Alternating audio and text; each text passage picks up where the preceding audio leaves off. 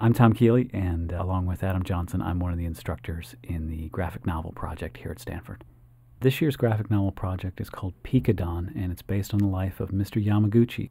And Mr. Yamaguchi was one of the few survivors of both atomic bombings at Hiroshima and Nagasaki.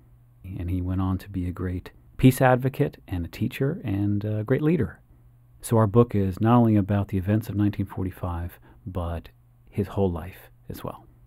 One of the things that worked so well for us this year in Meyer 220 was that the graphic designers who were using Photoshop, InDesign, all that type of software, they could do much more of the creative drawing than we had done in any previous class.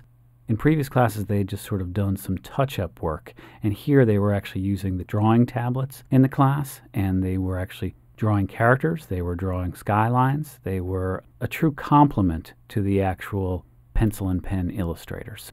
One of the points that a number of the students have brought up as far as previous spaces to this space, and we've been blessed with so many great spaces here on campus, but this space was the BMW of all the classes that we've had here at Stanford.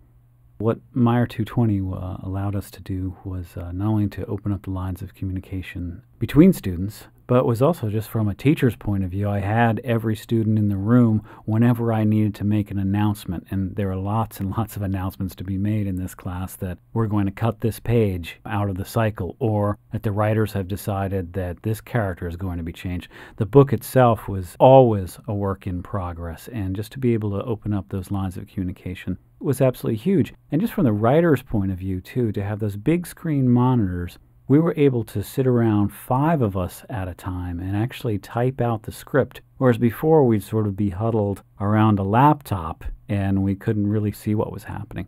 So here we could put one person on the keyboard and the other 4 people either making suggestions or editing or what have you, or we could break them up into groups and send them to different monitors and different stations. Just the fact that we had 6 very active, creative stations to use at our disposal was an amazing help. But when I first walked in the room, I thought, we'll never use all of these, and by the second class we were using all of them and putting them to, I think, a very important effect.